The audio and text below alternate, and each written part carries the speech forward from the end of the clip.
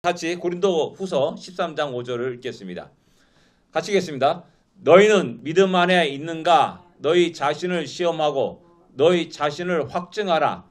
예수 그리스도께서 너희 안에 계신 줄을 너희가 스스로 알지 못하느냐? 그렇지 않으면 너희는 버림받은 자니라. 아멘. 고린도 후서 13장 5절 말씀입니다. 예, 우리가 믿음이 있는가? 늘 항상 돌아봐야 되고 또 우리 자신이 더욱더 굳건한 믿음 가운데 서야 된다는 사실입니다. 예수 그리스도께서 우리 안에 계신 줄을 늘 알고 주님이 우리와 동행하심을 알고 당당하게 담대하게 살아가는 우리가 되어야 될 줄 압니다. 그렇지 않으면 너희가 버림을 받은 자다라고 이렇게 사도 바울은 고린도 교회를 향해서 말씀하고 있습니다. 그래서 다시 한번 우리가 이 땅에 살아가면서 그리스도 안에서 확신을 가지고 살아가는 것 굉장히 중요하다는 사실입니다. 그래서 우리가 몇 가지 질문을 또 한번 생각해 볼 필요가 있습니다. 예, 제일 먼저 당신은 예수를 믿습니까? 라는 겁니다. 당신은 예수를 믿습니까? 여기서 중요한 단어는 믿는다는 단어입니다. 과연 믿는다는 의미는 우리가 어떻게 이해하고 있냐라는 겁니다.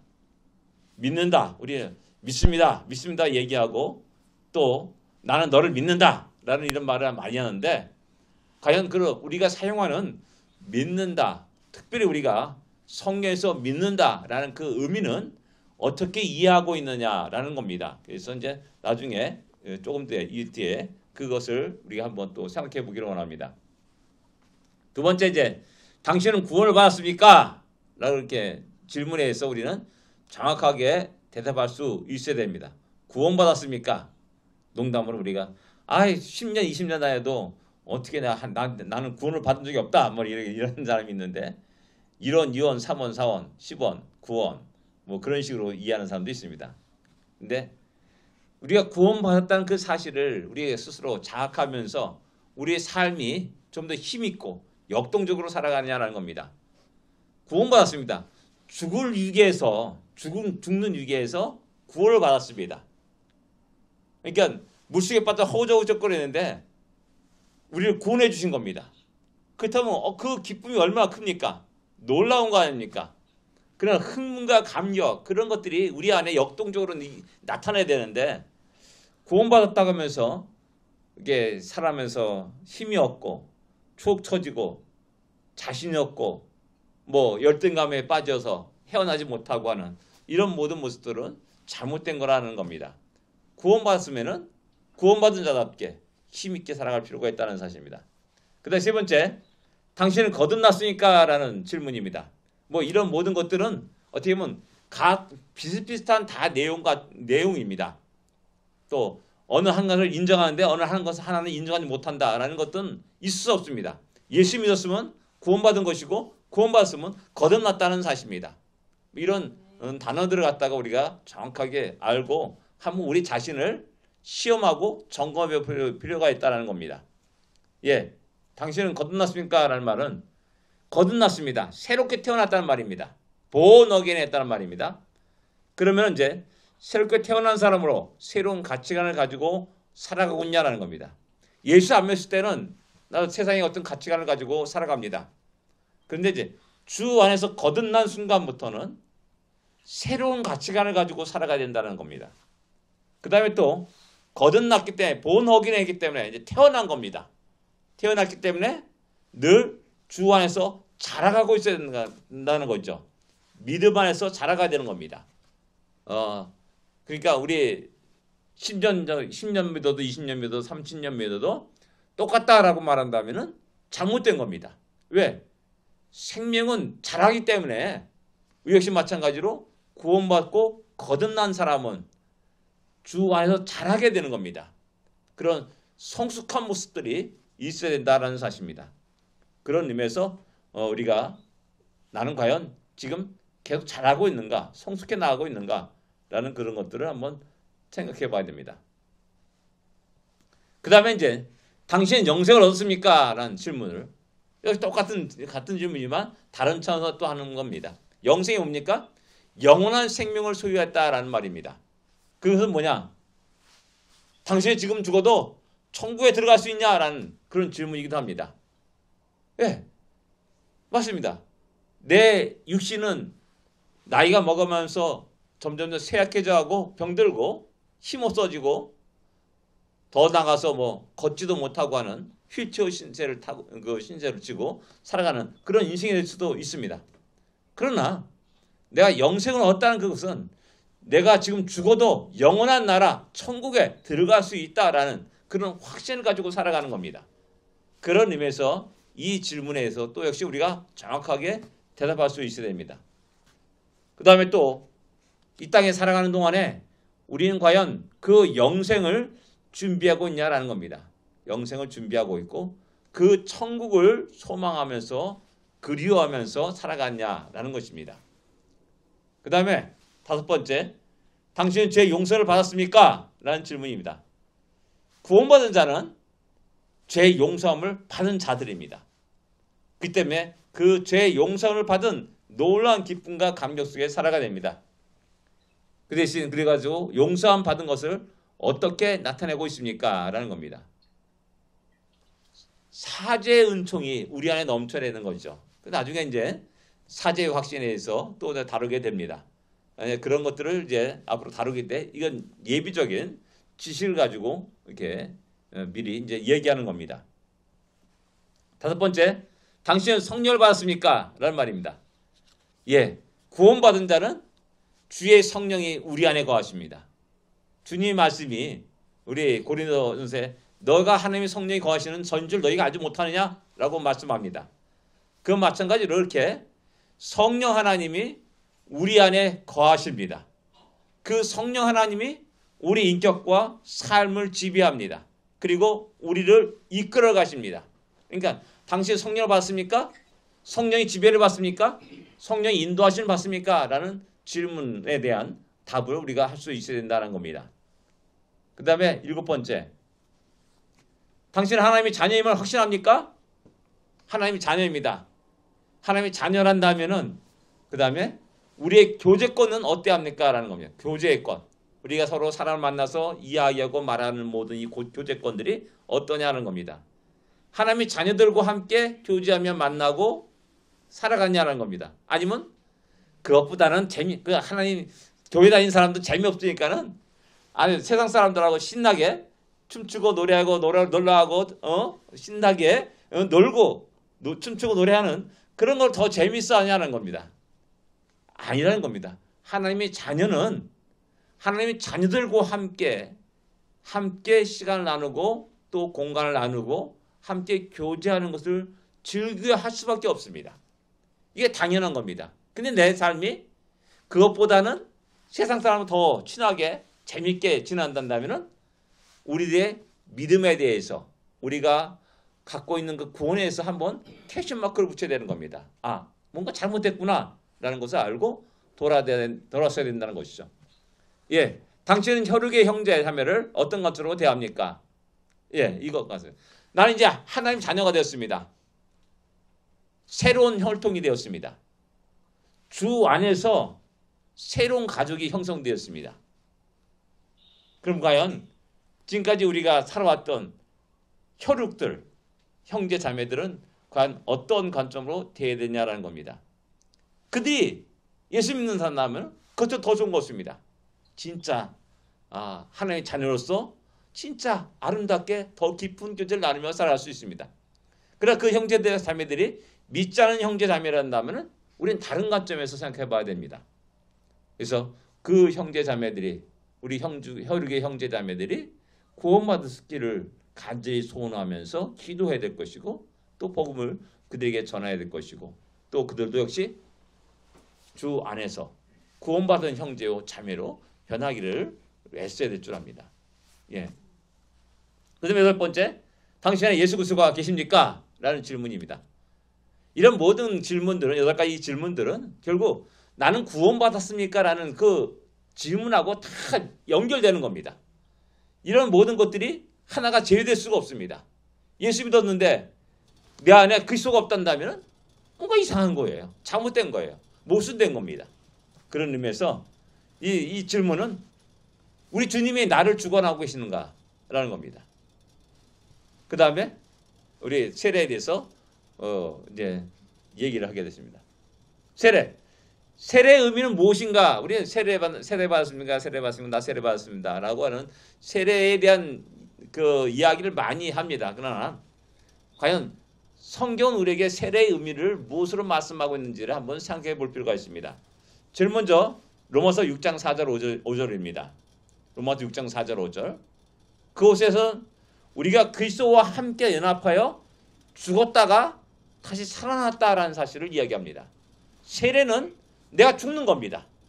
그리고 주와 함께 다시 살아나는 겁니다. 예. 그러면서 주와 함께 합하여서 죽음과 부활을 경험하는 겁니다. 그러니까 내가 세례받는 것, 그것은 죽음입니다.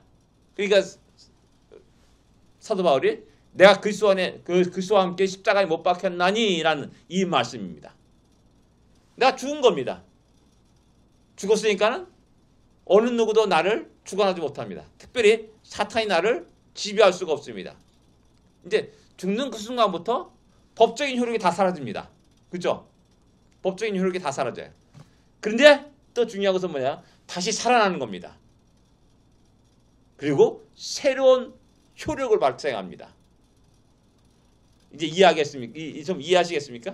그런 개념이 있습니다. 죽음과 부활이 있다는 겁니다. 중요한 것은 그리스도와 함께라는 겁니다. 그리스도와 함께. 내가 죽었다 살아나는 것이 아니라 그리스도와 함께 죽었다 살아나는 것이 세례입니다. 그러니까 세례는 우리 그리스도와 완전한 연합을 의미하는 것이 세례입니다. 그 다음에 베드로전서 3장 21절의 말씀입니다. 여기서 특별히 이제 세례의 약간 또 다른 의미를 또 우리에게 이야기해 줍니다. 육체의 더러운 것을 제하여 버림이 아니요 하나님을 향한 선한 양심의 간군이라라고 이렇게 말씀합니다. 예절 성경은 우리 내 양심이 하나님을 찾아가는 거다 이렇게 번역되어 있습니다. 요전의 성경에서는 그게 더 멋있는 성경가, 멋있는 그거 같아요. 수동적으로는 내가 세례를 받고 주님 영접하고 세례를 받음으로 말미암아 내 죄 사함을 받습니다. 이것은 수동적인 겁니다. 소극적인 겁니다. 세례의 의미는 거기서 한 걸음 더 나가서 내 양심이 나의 심령이 하나님을 향하여가 나가는 겁니다. 하나님을 향하여. 그러니까 전에는 세상을 향하여서 우리의 모든 목표가 세상을 향하였습니다. 근데 세례 받으면서 우리가 그리스도 안에서 새로운 피조물이 되면서 내가 완전히 새로운 방향으로 나의 삶이 정해지게 되는 겁니다. 그런 의미에서 세례는 우리의 완전한 새로운 삶의 변화를 우리에게 이야기해 주고 있습니다. 그래서 세례 받았다면서 전혀 새로워지지 않는 그런 모습이 보인다면 우리의 믿음을 한번 체크를 해봐야 된다는 겁니다. 뭔가 잘못되었고 뭔가 어디서 병들어가고 어디 황폐되어가는 과정을 겪게 되는 것이라는 겁니다. 그 다음에 사도행전 22장 16절의 말씀입니다. 이 말씀은 너희 죄를 씻으라라는 게 말씀을 갖고 있습니다. 죄를 씻는 겁니다. 죄를 씻는 거. 예, 아까 이제 베드로서 3장 21절의 말씀처럼 소극적인 그런 모습에서 이제 세례 의미가 있는 거고요. 베드로서 3장 21절은 좀 더 적극적인 세례 의미를 우리에게 이야기해주고 있는 겁니다. 그래서 구약 성도들도 다 세례를 받았습니다. 사도 바울은 너희가 구름 아래에서 세례를 받았다라고 말씀합니다. 모든 사람들이 이스라엘 모든 민족이 새로운 방향에서 삶을 살아가는 겁니다. 하나님 안에서 하나님이 인도하심 속에서 방향을 거기에 놓고 살아가는 거죠.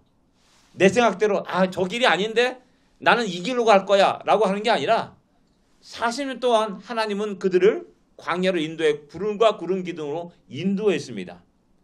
정상적인 하나님의 백성이란다면 그 구름 기둥을 보면서 불 기둥을 보면서 그분의 인도함에 따라 살아가는 겁니다. 그래서 사도 바울은 구약의 이스라엘 민족은 이미 세례를 받았다라고 이야기하고 있는 겁니다. 예. 그 다음에 두 번째, 누가 세례를 받을 수 있는가라는 겁니다. 당연한 겁니다. 믿는 사람이 세례를 받는 겁니다. 믿지 않으면서도 세례받을 수 있습니다. 그건 잘못된 세례죠. 그렇기 때문에 그들의 믿음은 그 세례받는 그 순간에 끝나버리는 겁니다. 이제 군대에서는 그런 일이 많아요. 군대에서는 뭐 집단적으로 한 40명, 400명씩 쫙 주서로 세례를 받습니다. 그런 경우가 종종 있어요. 왜? 군대는 특별한 상황 속에서 상관이 예수 믿게 되면은 대대장이야 그런 사람들이 예수 믿게 되면은 쫙 다 같이 부하들이 다 전부 다 예수 믿게 되는 교회 가는 그러면 야 대장이 야 너 세례 받아 그러면 다 세례 받는 겁니다. 근데 그 세례가 과연 지속되냐는 거죠. 제대했어요. 계속해서 교회 신앙생활 합니까? 아니에요. 다 각각 자기 길로 가는 겁니다. 뭐 이런 일들이 일어나게 되는 겁니다. 그러니까 진정으로 믿는 자, 내가 예수 그리스도를 믿는 자가 신앙 고백하고 세례를 받게 되는 겁니다. 근데 여기서 아까 말했듯이 믿는다는 그 의미 속에는 믿음의 내용이 있어요. 내가 무엇을 믿느냐라는 거, 무엇을 믿느냐. 그렇죠? 내가 믿는다 할 때는 어떤 내용이 있어요. 진리가 있어요. 내가 믿는 진리가 있어요. 그게 대표적인 게 뭐냐면 우리 신앙 고백입니다. 그러니까 전능하신 하나님 믿사오며 그의 아들 독생자 예수를 믿는다. 그 다음에 성령 하나님을 믿는다. 라는 이 사도신경의 그 내용을 우리가 고백하는 겁니다. 그 전에는 이제 베드로의 신앙 고백, 주는 그리스도시요 살아계신 하나님의 아들이심을 내가 믿나이다라는 그 영원한 우리 모든 믿는 자의 어떤 그 신앙 고백, 가장 기본적인 신앙 고백이 베드로의 고백입니다. 그 다음에 이제 그것이 이제 AD 한 300년경부터 시작해가지고 이제 신앙 사도신경이 나오는 겁니다. 그래서 성부 하나님, 성자 하나님, 성령 하나님을 내가 믿습니다. 성자 하나님 어떤 성자 하나님 믿느냐? 동정녀 마리아의 탄생을 믿고요. 고난받으신 빌라도에서 고난받으신 그분을 믿고요. 십자가 날 돌아가시고 부활하시고 승천하신 주님을 믿는 겁니다. 다시 오실 주님을 믿는 겁니다. 그러면서 이제 우리의 믿음의 내용들이 있게 되는 겁니다. 그러니까 이 내용은 모든 믿는 사람은 다 공통적으로 고백하는 내용입니다. 예수 믿는데 나는 뭐 예수 그분만이 뭐 우리 메시아야? 난 그거 못 믿겠어 라고 말하는 사람은 아닌 겁니다. 우리와 함께 신앙을 고백한 자가 아닙니다. 우리의 무리에 듣는 자가 아닙니다.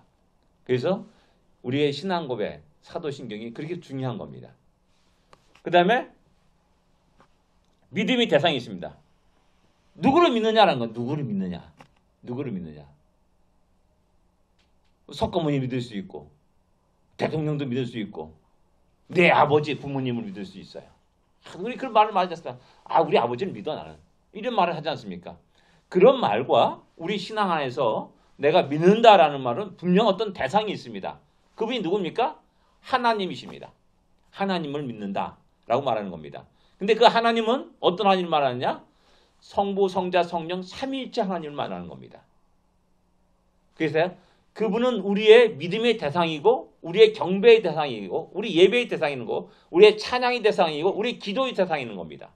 그래서 우리가 그분에게 나가서 기도하고 또 그분을 이름으로 또 구하고 그러는 겁니다.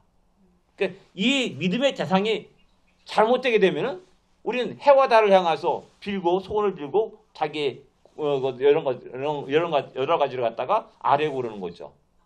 돌 앞에 가가지고 그런 일을 할 수도 있고 부처 앞에서 그런 일을 할 수가 있는 겁니다. 근데 우리는 믿음의 내용뿐만 아니라 믿음의 대상도 너무나 확실합니다. 그렇기 때문에 기독교는 흐지부지하지 않습니다. 진리에 대해서 흐지부지하지 않습니다. 애매모호하지 않습니다. 너무나 명확합니다. 우리의 믿음의 대상은 우리 하나님밖에 없습니다. 우리가 진리를 고백하는 것도 역시 마찬가지요. 그 신앙 고백이 있습니다. 뭐 이런 것들이 이제 우리에게 굉장히 중요한 거라는 거죠. 바로 이런 상황에서 우리가 믿는다라고 말하는 겁니다. 그다음 세 번째, 믿음의 삶이 있습니다. 그렇다면 우리가 믿음을 고백하고 우리 주님의 우리 하나님을 따르는 또 믿고 의지하는 사람으로서 하나님 우리에게 나의 자녀와 나의 백성들은 최선도 이렇게 살아가야 된다라는 믿음의 삶을 제시해 준 게 있습니다. 그게 뭡니까? 십계명입니다. 십계명. 십계명을 떠나서 어떻게 우리가 살아갈 수 있냐는 겁니다. 그 십계명은 하나님에 대한 계명이 1부터 4번째, 4번째까지 있습니다. 5번째부터 10가지가, 10번째가 이제 이웃에 대한 그 내용입니다. 그 우리들의 일상적인 삶에 대한 내용입니다. 거짓말하지 말라, 거짓 증언하지 말라, 도둑질하지 말라, 살인하지 말라, 내 부모를 공경하라라는 이 말씀입니다. 이런 삶에 대해서 우리가 명확하게 우리가 바르게 살지 않는다면은 얘기하는 거예요. 야, 뭐 예수 믿는 사람이 저러냐고. 지탄이 대상이라는 거예요. 그 지탄이 대상이 되면은 결국 우리 하나님께 영광이 되지 못한다는 사실입니다. 그래서 우리 하나님은 너희가 이 땅에 살면서 최선도 이런 삶 속에서는 따라줘야 된다라고 말씀하는 것이 그 십계명이라는 겁니다. 그 십계명이 우상을 섬기지 말라, 만들지 말라, 섬기지 말라 뿐만 아니라 만들지도 말라, 어떤 형상도 만들지 말라라고 말씀합니다. 그래서 지금도 유대인들은 조각가가 없습니다. 유명한 조각가가 없습니다. 지금도 유대인들 조각가가 없어요. 어떤 형상을 만들지 말라는 것 때문에 조각에 대한 것들은 이렇게 거의 신경 안 씁니다. 뭐 그다음에 뭐 안식일을 거룩히 지켜라는 말씀도 있고요. 여호와 이름을 망령되이 일컫지 말라라는 말씀도 있습니다. 그래서 여러분들 우리가 종종 우리 오 마이 갓 이런 말을 하잖아요. 근데 이런 말을 우리 크리스찬들은 좀 약간 생각해서 써야 됩니다.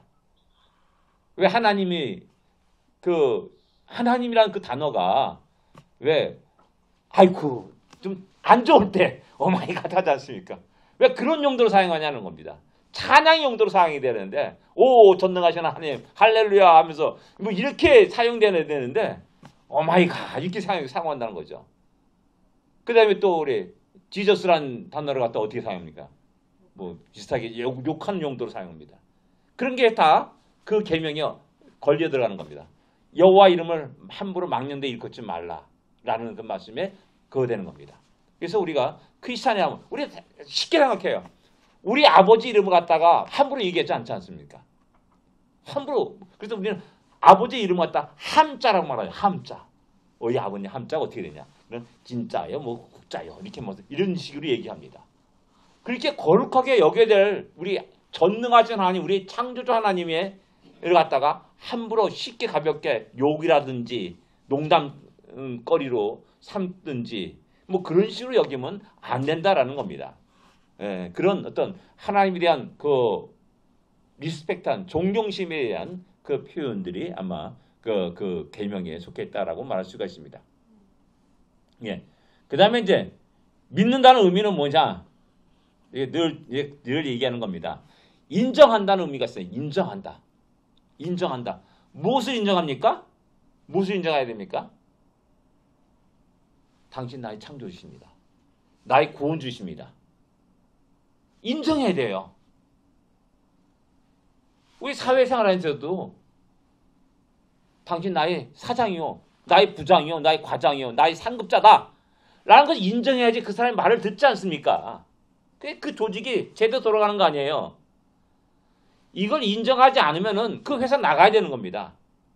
내가 믿는다 하면서 믿음이 대단히 확실하고 그분이 나의 구세주다, 메시아다, 나의 창조주 하나님이시다 라는 것을 인정해 받아들여야 돼요. 그리고 그와 반대로 나는 어떤 존재냐? 난 죄인이고 난 피조물이고 당신의 종이다 라는 사실을 인정해야 되는 겁니다. 근데 인간이 이 인정을 못해요. 왜? 나는 만물의 영장인데 내가 왜 뭐 죄인이고 내가 왜 피조물이야? 나는 만물 다스리는 지혜로운 사람이야. 그러면서 인정을 하지 않습니다. 인간의 교만함이 그래요. 인간의 교만함이. 그래서 인정을 하지 않으려고 그런 일들이 벌어져요. 그러면 그 사람은 믿는 것이 아닙니다. 그래서 우리는 주 안에서 늘 주여 나를 창조하신 그 하나님을 찬양하고 나의 죄를 사해 주신 그 주님을 찬양하고 경배하는 겁니다. 예배가 그런 겁니다. 예배가. 그 예배 드릴 때 우리 인간의 교만함을 다 내려놔야 됩니다. 왜? 주 앞에 서는 거니까는. 거룩하신 하나님 앞에 서는 거니까는 나는 죄인일 수밖에 없고 나는 피조물일 수밖에 없고 그런 자신을 갖다가 인정하고 나가야 되는 겁니다. 그래서 자꾸만 우리 잘못된 것은 뭐냐? 자기 인생의 계급장을 달고 교회에 나오는 겁니다.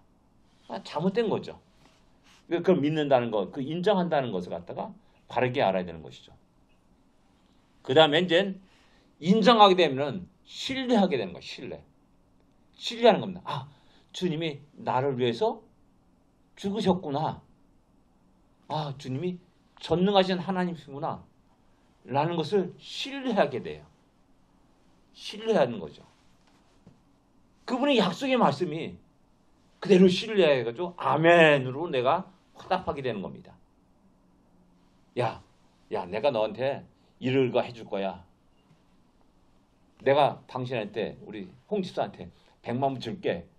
라고 말하면 신뢰할 수 있어요? 신뢰할 수가 없죠. 그렇잖아요. 근데 내가 전능하신 하나님이야.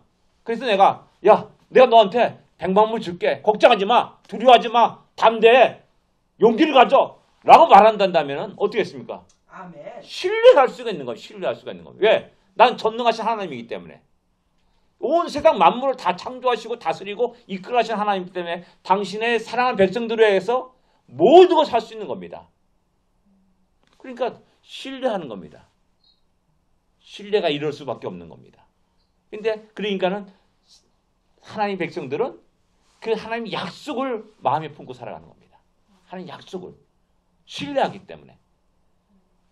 그 다음에 이제 의지합니다. 그 하나님을 의지합니다. 어려울 때, 힘들 때, 낙심하고 좌절하고 넘어질 때, 두려움이 일어날 때 다시 그 하나님을 의지합니다. 내가 기대할 건 당신밖에 없습니다. 라고 주님께 나가는 겁니다. 그래서 성경은 도울 힘이 없는 인생도 의지하지 말라라고 말씀하는 겁니다. 왜? 내가 대단한 사람이라고 딱 의지하고 딱 옆에 기울였는데 상한 갈대처럼 픽 쓰러지는 겁니다. 이게 인간의 세계 속에 나오는 거라는 겁니다. 근데 사기꾼들 어떻습니까? 사탄 마귀는 내가 다 해줄게. 뻥치는 겁니다. 허풍을 떠는 겁니다. 그래서 내가 그걸 믿고 나서 그걸 믿고 의지해가지고 툭 하지 의지하다가 꼬꼬닥 넘어가는 겁니다. 죽음의 길에 이르는 겁니다. 근데 이제 우리 하나님은 믿보신 하나님입니다. 신뢰, 믿음직한 하나님이십니다. 그 때문에 우리는 전폭적으로 그분을 의지하고 그분께 모든 걸 맡길 수가 있습니다. 아멘. 내 염려를 주께 맡겨라! 라고 이게 주님 말씀하고 또 수고하고 무거운 짐들아 다 내게로 오라! 라고 우리 주님이 말씀하지 않습니까? 그 말씀을 믿고 신뢰하면서 그분께 탁 나를 완전히 100% 맡기는 겁니다. 그것이 의지한다라는 말입니다. 그래서 이 세 가지 개념이 믿는다라는 의미 속에 담겨 있는 말입니다.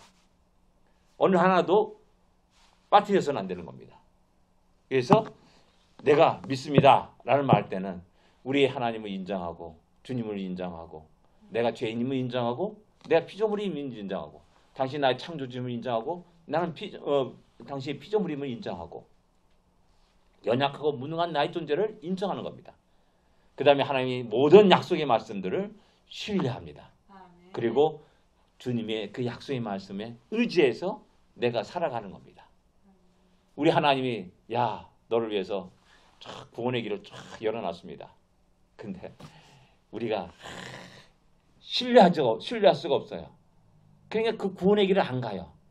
자꾸만 우리가 딴 길로 가려고 애를 써요. 다른 다리를 막 놓으려고 애를 써요. 그러니까 헛고생하는 겁니다. 한마디로. 주님이 우리 하나님이 나를 위해서 멋진 구원의 다리를 떡 만들어놨는데 내가 다른 구원의 다리를 가려고 애를 쓰는 이 어리석음이 이 세상에 다른 수많은 종교들이라는 겁니다. 그런 의미에서 우리가 믿음을 가지고 온전한 믿음을 가지고 또 세례를 받고 또 구원의 놀라운 기쁨을 누릴 수 있어야 됩니다. 세 번째, 마음으로 믿으면 되는데 뭐 구태여 세례를 받느냐 뭐 이런 식의 또 생각하는 사람이 있어요. 제가 그랬거든요. 제가 처음에 79년도 이제 78년 마지막 12월 마지막 주일부터 교회에 나가게 됐습니다. 그리고 계속 교회 신앙생활을 하게 됐어요. 근데 이제 그 다음에 문제는 내가 세례를 받아야 되는가 말아야 되는가 이 고민이 내 안에 늘 굉장히 심하게 있었던 겁니다. 그래서 이거 받아야 되는가 말아야 되는가 받아야 되는가 말아야 되는가 무려 제가 한 한 달을 고민했습니다. 한 달을 고민하면서 결론이 뭐냐? 주님 명령했으면 내가 받는 건 당연하다 라는 겁니다. 그래서 제일 먼저 생각하는 것은 마태복음 28장 19절 말씀입니다. 모든 족속 제자를 삼아 아버지 아들과 성령 이름으로 세를 주고, 그건 뭐냐면 다른 제자들은 세를 주는 것이고 다른 사람들은 그 세를 받는 겁니다. 그 명령입니다. 세를 주고 세를 받는 겁니다. 명령이 하나님 명령이에요. 우리 주님의 명령이에요. 그 명령에 따라서 내가 뭐 이거저거 토시를 달 필요가 없어요. 그냥 주의 말씀에 그렇게 돼 있고 또 주님 명령이 그렇다면은 당연히 내가 세례를 받는 거다. 단순하게 생각하십시오. 뭐 복잡하게 생각할 필요 없습니다. 뭐 이런 겁니다. 로마서 10장 10절 말씀 한번 찾아보겠습니다. 로마서 10장 10절 말씀. 여기서는 믿음으로 우리가 의에 이르고 입으로 시인하여 구원에 이르느니라 라는 말씀입니다. 믿음으로 의에 이르고 시인한다라는 겁니다. 시인한다는 말이 뭡니까? 나 혼자 그냥 그냥 믿습니다 라고 말하는 게 아니라 사람들 공적 예배 속에서 다른 사람들 앞에서 정확하게 나의 신앙 고백을 그대로 보여주는 겁니다. 드러내는 겁니다. 시인하는 겁니다. 이게 뭡니까? 사람 앞에서 자기의 신앙을 고백하는 행위입니다. 뭐 같냐면 결혼식 하는 것과 똑같습니다. 너 나가 사랑하잖아. 서로 사랑하는데 뭐 결혼식 필요 없어. 그냥 우리끼리 살자. 이게 아니지 않습니까? 그런 결혼식은 그런 결합은 대부분 깨져버립니다. 무엇인가 증인이 있어요. 그죠? 정성적인 그런 것은 분명히 증인이 있어요. 그 사람 앞에서 서로 신앙 고백하는 겁니다. 자기 사랑을 고백하고 결혼하고 또 한 가정을 이루게 되는 거죠. 옛날에 뭐 어른들은 물 한 그릇 떠놓고 서로 예식을 했다 그러잖아요. 예식을 했다. 서로 절하고 예식했다 하잖아요. 그런 예식이 있는 겁니다. 마찬가지로 세례식도 마찬가지입니다. 세례식 속에서 자기의 신앙 고백을 하는 것, 모든 사람 앞에 꼭 결혼식과 같다는 겁니다. 공적인 장소, 공적인 모든 것들이 진행되는 겁니다. 예. 그 다음에 마태복음 10장 32절 33절에 주님 말합니다. 나를 시인하자 나도 시인한다라고 말하는 겁니다. 내가 공적인 장소에서 모든 사람들 앞에서 나 예수 믿는 사람이요 라고 시인할 수 없으면은 주님도 야, 너 몰라 그런다는 겁니다. 그래서 세례가 중요한 겁니다. 세례식에서 나는 예수 믿습니다. 난 이제 하나님 자녀입니다. 난 구원받은 자입니다. 난 영생의 기쁨을 누린 자입니다. 하나님 나의 모든 죄를 사하여 주셨습니다. 난 죽음에서 나를 구원해 주셨습니다. 라는 사실을 분명히 이야기할 수 있고 선포할 수 있고 고백할 수 있어야 되는 겁니다. 그럴 때 주님도 우리를 인정하고 시인한다는 겁니다. 야, 이 사람은 나의 피로 깨끗함을 받은 사람이야 라고 말한다는 겁니다. 그렇기 때문에 이 세례를 받는 것이 중요한 겁니다. 그 다음에 빌립보서 2장 11절의 말씀입니다. 이게 하나님께 영광을 돌린다. 모든 입으로 시인하여서 하나님께 영광을 돌린다라는 말씀입니다. 왜? 이런 세례를 통해서 결국 뭐냐? 하나님께 영광을 돌리는 겁니다. 하나님께 기쁨이 되는 겁니다. 왜? 드디어 잃어버린 한 자녀가 주 앞에 돌아왔다는 사실 앞에 하늘에서는 큰 잔치가 벌어지는 것이죠. 그게 영광이 되는 겁니다. 그러니까 세례식은 그냥 대충 해놓은 게 아니에요. 상당히 너무나 중요하고 하나님께 영광이 되는 그런 것이라는 사실을 우리는 기억하게 됩니다. 그 다음에 요한일서 2장 23절, 4장 2절, 3절 이런 말씀이 이거 약간 좀 성격이 약간 다른 건데 적그리스도에 대한 분별입니다. 적그리스도에 대한 분별. 육체로 오신 것을 부인하는 영마다 적그리스도다라고 요한일서 2장 23절, 4장 2절, 3절에 말씀합니다. 그러니까 뭐냐? 신앙 고백이라든지 사도신경은 절대 다른 사람이 할 수 없습니다. 사탄이 할 수 없습니다. 오직 예수를 믿는 사람만이 하는 겁니다. 그래서 이런 속에서 우리가 적그리스도를 분별하게 된다는 겁니다. 그러니까 어떻게 보면 이런 거룩한 자리에서 다른 사람이 살고 뭐니 들어와 가지고 뭐 이렇게 방해하려고 그래요. 그럴 때 이제 이런 것들이 필요한 겁니다. 나사렛 예수 그리스도 이름으로 선포하면서 그를 물리칠 수가 있고 누가 어떤 정체들이 다 드러나게 되는 겁니다. 정체들이. 그래서 세례식이 중요하다라는 겁니다. 결혼식에도 우리 종종 그러지 않습니까? 합당하지 않은 사람 손 들어주십시오 그러다고요. 결혼식하는데 장면에. 그럼 어떤 사람이 안 나와 뛰쳐나와서 난 이 여자를 사랑해, 나 이 남자를 사랑해 하면서 난리치지 않습니까? 그럼 어떻게 되는 거예요? 깨져버리는 거잖아요. 그거 똑같은 겁니다. 이런 세례식 속에서 우리가 바른 신앙을 고백할 때 가장 싫어하는 게 누구냐? 사탄마귀라는 겁니다. 사탄마귀가 굉장히 발악을 해요. 그냥 괴로워하고요.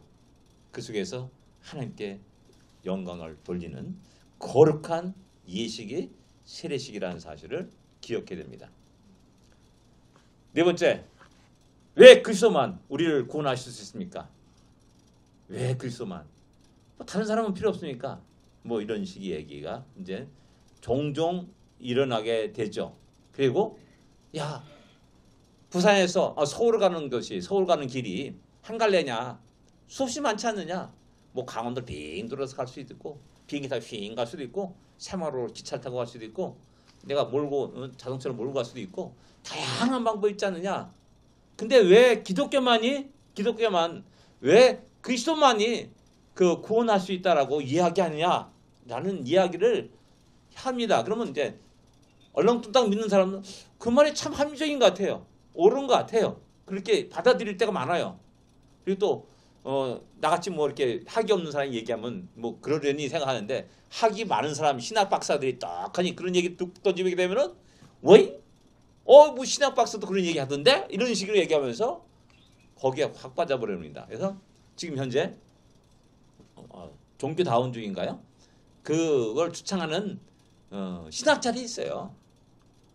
뭐 기독교만 구원이 있느냐? 불교도 있다? 뭐 유대교도 있다? 뭐 이슬람교도 있다? 뭐 그런 식의 주장하는 사람이 종교다원주의를 얘기하는 겁니다. 종교는 다 같다. 같긴 개뿔. 뭐가 같아요? 절대 달라요. 전에 말씀드렸듯이 세상의 모든 종교는 율법주의 종교입니다. 율법주의입니다. 내가 무슨 행함으로 말미암아 어떤 경지에 이르게 되고 구원을 받는다는 그런 개념으로 모든 종교 시스템이 정해져 있습니다. 근데 우리 기독교는 그게 아닙니다. 정반대입니다. 계시종교, 은혜종교라고 그래가지고 하나님이 우리를 눈을 열어주고 길을 열어줘야만이 또 하나님이 우리를 찾아와 주셔야만이 내가 그 하나님을 만날 수 있다는 겁니다. 이게 계시종교입니다. 그렇기 때문에 우리가 믿는 모든 것들은 하나님이 너무 놀라운 은혜라는 사실을 갖다가 성경은 끝없이 이야기합니다. 그래서 그 은혜에 감사하고 기뻐하고 하나님께 영광을 돌리고 찬양하고 하는 겁니다. 그러니까 우리 예배가 그런 의미를 갖고 있는 겁니다. 예. 왜 예수만 그리스도만 우리를 구원하셨습니까? 당연한 겁니다. 사도행전 4장 12절 천하인간에 다른 이름으로 구원받을 만한 이름을 주신 일이 없다라고 선포해버립니다. 뭐 이것은 앞으로 2000년이나 인류 역사가 계속되는 만년 후회라 할지라도 변함없는 진리입니다. 그렇지 않은 것은 기독교가 아닙니다. 오직 예수 그리스도 그분밖에 없습니다. 우리를 구원하실 오직 유일한 한계를 우리 하나님이 만들어 놓으셨습니다. 왜 이렇게 만들어 놓으셨을까? 헷갈리지 않도록. 우리 하나님은 우리가 무지한 걸 알아요. 자꾸 가라 그러니까 엉뚱한 길을 막 왔다 갔다 갈지로 왔다 갔다 백미 세상 막 돌다가 가는 거거든요. 그런 사람이 우리가 많지 않았습니까? 근데 하나님은 헷갈리지 않도록 야 이거밖에 없어 라고 딱 하나만 딱 놓은 겁니다. 두세 개를 놓은 게 아니라 하나만 딱 놓은 겁니다. 그리고 그 길을 쉽게 믿는 자는 다 갈 수 있도록 관계없습니다. 뭐 살인자도 관계없습니다. 별의별 뭐 범죄인도 관계없습니다. 믿는 자면 다 구원받을 수 있다라고 너무나 엄청나게 넓혀놨습니다. 근데 우리가 은혜로 구원받는다는 그 사실, 믿음으로 구원받는 사실이 잠깐 전에 말씀드렸듯이 야 별로 또 낯짝있지 너무나 쉽다. 무엇인가 우리가 좀 행해야 되지 않느냐. 뭔가 이제 미안하지 않느냐. 이런 마음이 슬금슬금 돌면서 잠깐 뭔가를 해야 된다는 그런 의식들이 사소로 일어납니다. 그러면 자꾸만 하나님이 제시한 그 길을 벗어나서 자꾸만 다른 일을 하려고 애를 쓰는 겁니다. 여기서 많이 사람들이 넘어지게 되는 겁니다. 헷갈릴 필요 없습니다. 혼동될 필요도 없습니다. 하나님은 오직 한 길, 예수 그리스도를 통하여서만이 우리가 구원을 받을 수 있다는 사실을, 영생에 이를 수 있고 하늘나라에 이를 수 있다는 사실을 너무나 명확하게 분명하게 하고 있다는 사실입니다. 네, 다섯 번째, 우리가 믿고 세례를 받는 것은 우리에게 좀 좋은 것이 있어야 되지 않습니까? 믿고 나서 더 고생하고 더 힘들어지면 뭐하러 믿어요? 믿을 필요가 없죠. 근데 하나님 우리에게 너희가 믿었느냐, 세례 받았느냐, 구원 받았느냐, 그러면 놀라운 복을 우리에게 쏟아 부어진다는 사실입니다. 이게 뭐냐? 요한복음 1장 12절 뭡니까? 영접하는 자, 꼭 그 이름을 믿는 자들에게는 하나님이 자녀가 되는 권세를 주셨다라는 겁니다. 예, 우리가 하나님이 자녀가 되는 권세를 받은 자입니다.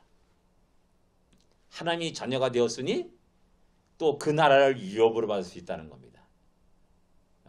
상속권이 우리에게 있습니다. 이게 너무 놀란 겁니다. 그 하늘나라에 들어갈 수 있는 그 은혜를, 그 복을 주의 믿는 자들에게 주셨다는 사실입니다. 마태복음 16장 10절 18절. 이것은 뭐 잘 알다시피 그 사도 그 베드로가 고백한 내용입니다. 그 이후에 주님 말씀하시는 겁니다. 주는 그리스도시여 살아가신 하나님이심을 내가 믿나이다 라는 그 말씀을 딱 하니까는 바요나 시몬아 내가 복이 있도다. 이것을 알게 한 이는 혈통이 아니다. 하나님이 너에게 알게 하셨다. 계시 종기라고 말하는 겁니다. 하나님이 알게 하셨기 때문에 너가 그것을 고백할 수 있는 거다라는 사실을 이야기하고 있습니다. 그 다음에 이어서 너에게 천국 열쇠를 주노라 라고 말합니다. 천국 열쇠. 천국 문을 열 수 있는 열쇠. 뭐 어떤 사람들은 베드로에게만 해당하다 이렇게 얘기하는데 아니에요. 베드로에게만 해당하는 게 아니라 우리 모두에게도 그 영광스러운 열쇠가 있습니다. 열쇠를 가지고 오면 참 좋지 않습니까? 쫙 닫혀진 거 쫙 열고 들어가는 겁니다. 얼마나 통쾌합니까? 그 금고를 갖다 딱 열어가지고 딱 열어보면 금은 뭐가 잔뜩 있어요. 다 내 겁니다. 얼마나 통쾌합니까? 이런 복이 있다는 겁니다. 땅에서 매면 하늘에서 맬 것이요. 땅에서 풀면 하늘에서 풀 것이다. 그 고난이 누구에게 있습니까? 우리 믿는 자에게 있습니다. 그래서 믿는 자들에게 말의 권세가 있습니다. 말의 권세가 있어요. 굉장히 중요한 겁니다. 내가 어떤 사람을 쉽게 저주하잖아요. 근데 그게 저주가 이루어져요. 그래서 그것이 두려운 겁니다. 그래서 함부로 저주해서는 안 된다는 겁니다. 또 축복하잖아요. 그것이 이루어져요. 축복하는 겁니다. 축복했는데 저 사람이 받을 자격이 없어. 안 받아. 땅 바로 뻥 차. 그럼 그 축복이 나게 들어온다는 것이죠. 그러니까 뭐야? 마음껏 축복하십시오. 그 내가 다 들어오는 겁니다. 다 안 받으면 내가 다 들어오는 겁니다. 그러니까 얼마나 좋습니까? 하늘의 열쇠를 갖고 있다는 이 사실, 그 권세를 가지고 있다는 사실은 너무나 중요한 겁니다. 뭐 여러 개 있습니다. 요한복음 3장 16절 우리 다 알고 하나님 세상에 전 사랑하사 독생을 주셨으니 이를 저를 믿는 자마다 멸망치 않고 영생을 얻게 합니다. 영생의 축복이 있습니다. 영생의 복이 있습니다. 우리 지금 60년, 70년, 80년 살다가 힘들어, 괴로워, 힘들어 그러는데 야 한번 생각합시다. 영원한 세계. 이것도 이제 맨날 어깨리 팔다리야 그런 식으로 살아가는 게 아니라 활기 있게 아주 힘이 있게 그 천년 만년을 살아가는 겁니다. 천년 만년뿐만 아니라 그 이상의 시간들을 살아가는 겁니다. 실제 구약 성경에 보면 900살까지 사는 사람 많지 않습니까? 쭉 누구는 900살, 어떤 사람 969세, 969세를 살았어요. 야, 지금 우리 관점에서 보면 얼마나 지겨울 것인가라고 생각하지만은, 근데 그것이 969세를 갖다가 골골골 하면서 그게 살아갔다면은 진짜 지겨운 그 969년이에요. 근데 몇 살에 아들 낳고 죽을 때까지 자녀를 생산했다라고 말해요. 건강하다는 겁니다. 건강하다는 거. 얼마나 힘이 있겠습니까? 그렇게 살아가는 겁니다. 하나님 우리에게 영생을 주셨다는 사실입니다. 그런 복들이 우리에게 있다는 것이죠. 사도행전 2장 38절 쭉 많이 나옵니다.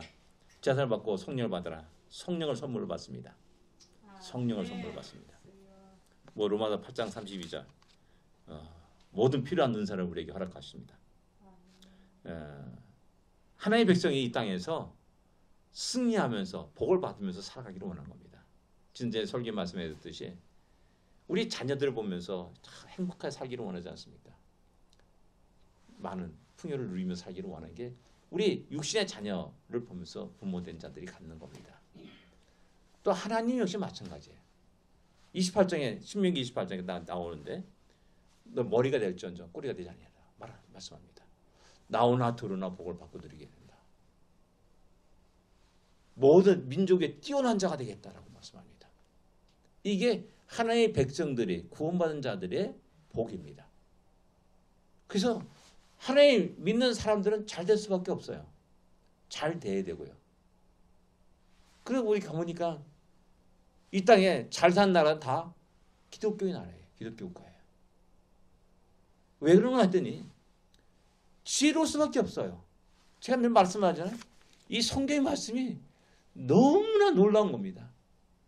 이 땅에 어느 지혜와 다른 보다 뛰어난 지혜를 이 성경 말씀에서 찾아볼 수가 있어요. 그러니까 이 말씀을 읽고 배우고 하는 그 사람은 지혜로울 수밖에 없어요. 또 하나님이 또 가르쳐줘요. 꿈으로도 말씀으로도 야 네 가지 마. 어느 날 당신의 백성을 위해서 급하게 막는 경우도 있어요. 그 안 갔더니 재난을 피할 수도 있고 이런 것도 있는 겁니다. 예. 로마서 8장 37절 38, 39절 말씀 우리 살아가고 있는 말씀입니다. 그 사랑에서 끊을 자가 없다. 어떤 세상의 권세도 끊을 수 없다. 하나님과 그 관계가 내가 하나님 붙잡으려면은 힘들어서 우리가 못 붙잡아요. 우리 철봉대 매달려 보세요. 일부러 매달려 있어요? 점점 힘이 빠져 탁 놓을 수밖에 없고 떨어질 수밖에 없는 겁니다.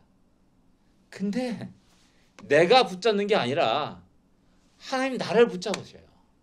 전능하신 하나님이 나를 붙잡으셔요. 그때 나는 흔들림이 없습니다. 그래서 우리가 그 하나님과 나의 관계가 결코 끊어지지 않는다는 사실입니다. 내가 좀 실수할 수 있어요. 죄를 지을 수도 있어요. 하나님 나를 버리실 거야. 나를 뻥 차버릴 거야. 이런 걱정할 필요 없어요. 왜? 하나님이 말씀하셨거든요. 하나님이 회개한다면은 내가 1000번이다 10,000번이라도 다 너희들 용서하고 받아들이고 품으신다는 말씀이 성경에 있잖아요. 그런 관계 속에서 우리가 하나님과 나와의 관계는 그냥 작은 일에 깨지는 것이 아니라 영원히 지속하는구나. 내가 비록 믿음이 없어 비실비실한다 할지라도 하나님 나를 붙잡으시구나. 나를 이끌어가시구나. 이 사실을 알게 되는 겁니다. 출애굽기 20장 6절 1000대까지 복을 주리라. 1000대까지. 1000대가 뭡니까? 1000대. 공자가 이제 BC 기원전 사람입니다. 저는 공자 70대 후손입니다. 기껏해봐 70대밖에 안 갔어요. 2000년, 2000년, 2500년 이렇게 지났는데 기껏해봐 70대예요. 근데 1000대까지 복을 주신다는 것은 영원히 복을 주시겠다는 말입니다. 신명기 28장입니다. 머리가 된다. 그리고 뛰어난 민족이 되겠다. 대적이 한 길로 쳐들어갔다 7개 도망가리라. 그리고 나와서나 들어서나 어디서나 복을 받고 복을 받는다. 라는 말씀이 신명기 28장에 말씀합니다. 하나님을 잘 믿고 따르고 섬긴다면 그러나 정반대로 하나님 믿지 않는다면 우상을 섬긴다면 하나님의 계명을 지키지 않는다면 그 다음에 쭉 저주가 쭉 나오게 되죠. 이런 복이 있기 때문에 우리가 주 안에서 생활하는 것이 얼마나 기쁘고 즐거워 감사한 일입니다. 시간이 많이 가지만은 얼마 안 남았습니다. 믿음을 가진 자는 어떤 변화가 일어납니까? 히브리서 1장부터 11장 1절부터 7절까지 말씀입니다. 이것은 굉장히 중요합니다. 우리 11월 11장은 믿음장이라 하지 않습니까? 믿음장 속에서 믿음의 사람의 삶의 모습을 보게 되면은 우리가 금방 알 수가 있습니다. 3절에 보면은 말씀으로 세상에 창조되었다는 사실을 알게 된 겁니다. 전에는 뭐 그냥 알아서 어련히 자연스럽게 변화돼가 진화돼가지고 이렇게 여기까지 왔다. 한 45억 년 사이 속에서 이렇게 많은 변화가 일어났다, 진화가 일어났다라고 헛소리한 사람이 이때로 많습니다. 또 세상 교육은 그거를 가르치고 말합니다. 그것이 참으로 과학적이고 함정이라고 생각합니다. 아니에요. 절대 함정이고 과학적이 아닙니다. 상상의 나래를 핀 겁니다. 성경은 우리에게 말합니다. 태초에 하나님이 천지를 창조하시니라 하면서 이 세상의 시작이 하나님에 의해서 시작되었다는 사실을 말씀합니다. 그래서 내가 예수를 믿는 순간에 이 너무나 오묘한 겁니다. 세상 모든 만물들이. 종종 제가 말하지 않습니까? 내 심장을 봐도 그래요. 70년 동안 콩닥 계속 뜁니다. 70년 동안 계속 뛰는 기계가 어디 있어요? 배도 그렇고 비행기도 그렇고 어떤 기계도 인간이 맡던 기계도 70년 넘게 정상적으로 작동하지 않습니다. 근데 신기하게 콩닥 뜁니다. 뭐가 탁 날아서 착 들어오면 내 눈이 자동적으로 깜빡합니다. 신기해요. 이런 모든 것들이 너무나 신기한 겁니다. 누가 날 꽂으면 아파 하면서 띠띠띠 신경이 띠띠 머리에서 야 한 방 쳐 해서 빵 하는 겁니다. 왜 때려 하고 빵 치는 겁니다. 이게 어떤 사람이 과학자 그러더라고요.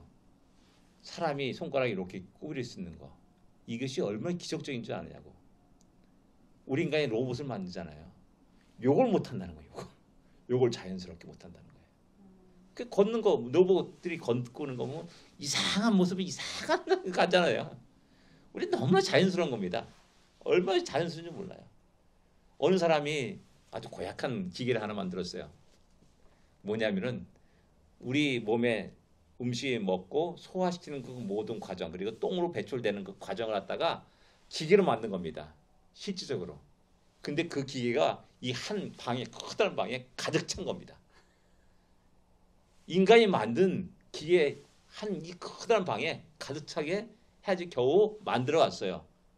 근데 요만한 몸에 음식 먹고 소화돼 가지고 똥으로 나오는 그 모든 과정들 요게 다 만들어 놓으셨어요. 하나님이. 너무나 신기한 겁니다. 내 몸을 보더라도 너무나 신기한 겁니다. 전에는 그것이 전혀 생각도 안 하고 살았어요. 그냥 내가 잘나서 살아가는 줄 알았어요. 근데 보니까 하나님이 호미하시게 나를 만드셨구나. 라는 사실을 깨닫게 된 겁니다. 그래서 세상 모든 만물들이 하나님에서 지어졌다. 그것도 말씀으로 지었다. 라는 그 사실을 믿어지는 겁니다. 전에는 하나도 안 믿어졌는데 이제 믿어지는 겁니다. 그거 신기한 겁니다. 예. 그 다음에 이제 4절 내용은 이제 가인과 아벨의 이야기입니다. 예배에 대한 이야기입니다. 예배. 어떤 변화가 일어나냐? 하나님께 예배 드리는 겁니다. 창조주 하나님 나를 만드셨기 때문에 그분께 찬양과 영광을 돌리는 것은 피조물된 자로서 지극히 당연한 거다라는 사실입니다. 내 인생에 내 생활에 첫 우선순위가 거기에 있다는 사실을 알게 되는 거고 또 그런 변화로 속에서 예배 드리는 삶을 살아가는 거죠. 그러니까 아브라함이 나그네 인생에 살아가면서 가는 곳마다 단을 쌓았더라라는 말씀 있지 않습니까? 베델 가도 단을 쌓고 세겜 가도 단을 쌓고 뭐 브엘세바 가도 단을 쌓고 단을 쌓았어요. 가는 곳마다 하나님께 예배드렸습니다. 이런 삶이 믿음을 가진 자의 변화된 삶의 모습입니다. 그러니까 그런 변화된 모습을 보면서 다른 사람들, 친구들이 놀라는 거죠. 너 왜 그래? 너 이상하게 됐다? 너 그러냐? 하고 이렇게 놀라는 겁니다. 그 다음에 5절 여러분들 10장 5절 볼게요. 여기서 이제 에녹에 대한 얘기입니다. 에녹에 대한 얘기. 에녹에 대한 뭡니까? 하나님과 동행했다라고 말씀합니다. 하나님 동행했더라. 죽음을 보지 않았다라고 말씀합니다. 이게 상 주실 일을 믿었다라는 겁니다. 상 주실 일을 믿었다. 하나님 나에게 복을 주시고 상을 주십니다. 그러니까 늘 하나님께 동의하는 겁니다. 그분 옆에 있으면 재수가 좋은 거야. 재수, 다른 이제 속된 말로 재수가 좋은 겁니다. 너무 좋은 겁니다. 뭔가 나오거든요. 사람들 그러잖아요. 뭔가 좀 부잣집 옆에 있으면은 그래도 뭔가 같이 동행하면은 뭔가 떨어져 콩고물이 떨어진다고요. 마찬가지로 하나님 앞에 옆에 있으면 함께 동행하게 되면은 그분을 통해 오는 그 상주심이 있어요. 그걸 알고 있기 때문에 에녹은 평생을 하나님과 동행하였다라고 말씀하는 겁니다. 그게 동행하는 삶입니다. 그 다음에 7절에는 이 노아에 대한 얘기입니다. 노아는 마지막 날 하나님의 경고하심을 받고 준비했다라고 말씀합니다. 마지막 때를 준비하는 겁니다. 우리는 태어나면서 죽음을 향해 가는 겁니다. 이 땅에 우리의 70년, 80년 생애가 결코 헛되지 않습니다. 밀접한 하늘나라와 연관성이 있습니다. 연관성이 있기 때문에 우리의 삶은 시간들은 헛되이 보내지 않습니다. 헛되이 안 보내는 게 뭡니까? 늘 에녹처럼 주님과 동행합니다. 그리고 또 늘 예배 드리는 삶을 살아갑니다. 예배의 삶을 살아갑니다. 이 때문에 그것이 마지막 때를 준비하는 겁니다. 종말론적인 삶입니다.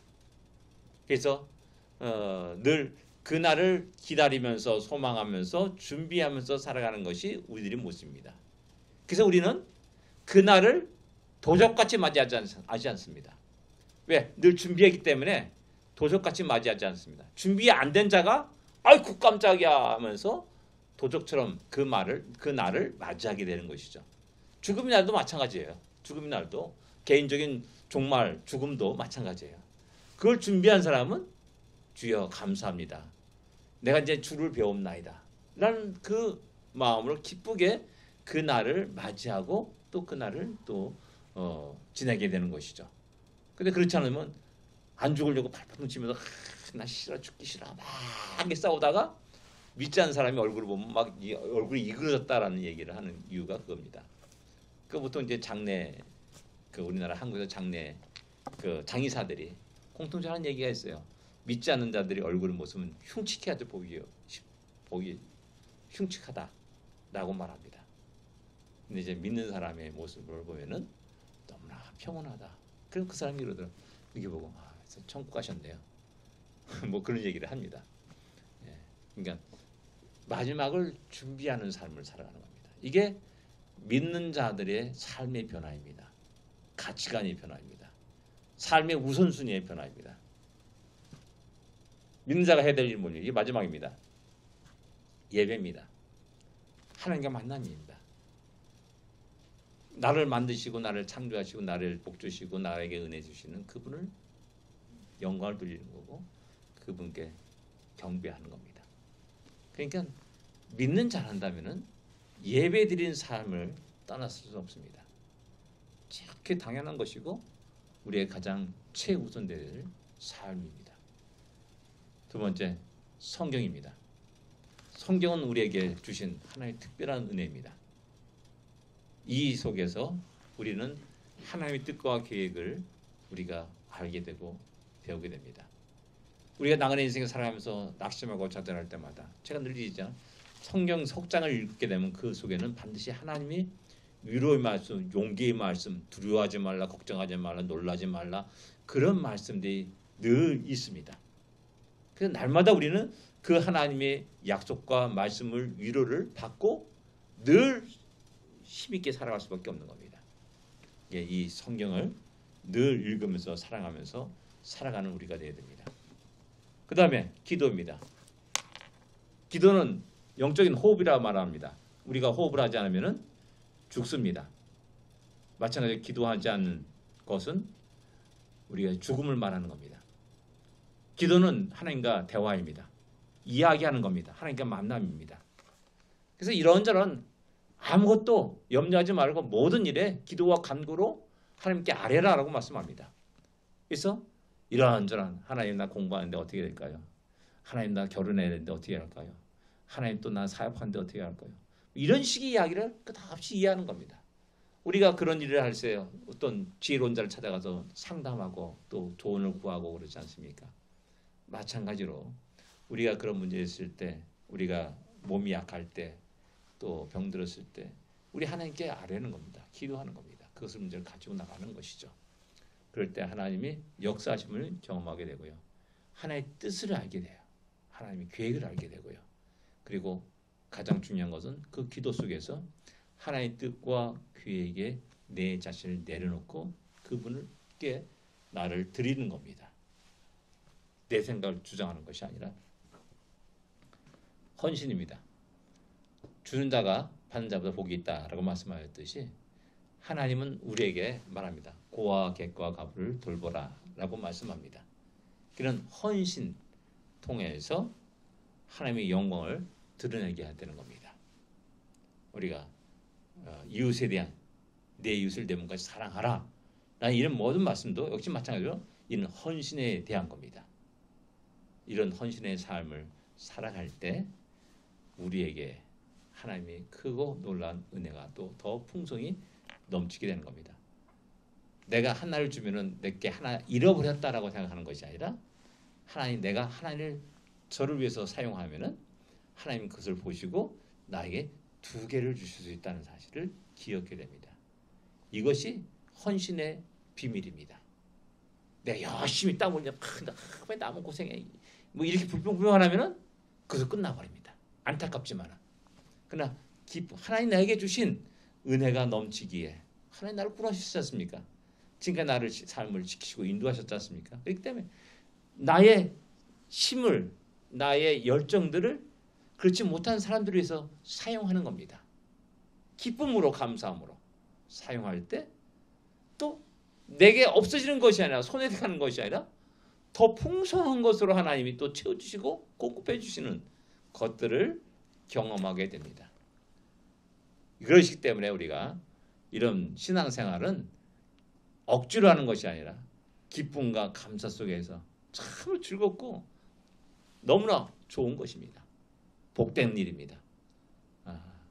이런 신앙생활에 우리 모두가 마음껏 누리며 살아가는 우리가 되기를 원합니다. 기도하겠습니다.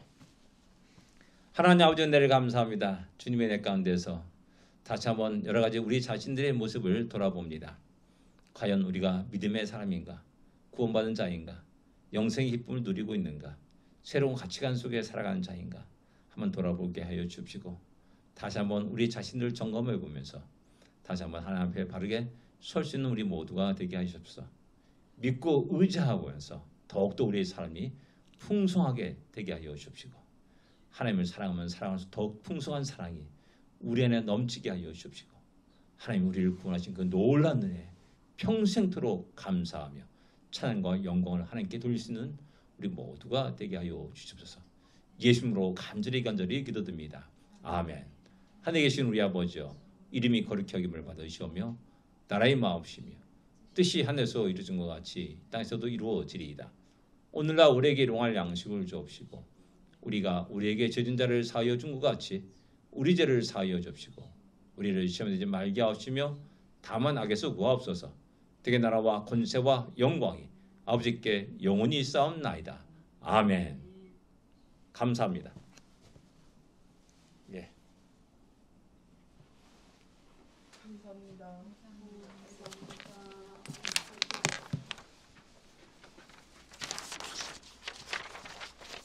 풀러졌나 보다. 예? 근데 할머니 안 오셨어요? 아니 저기 강목사님이 강사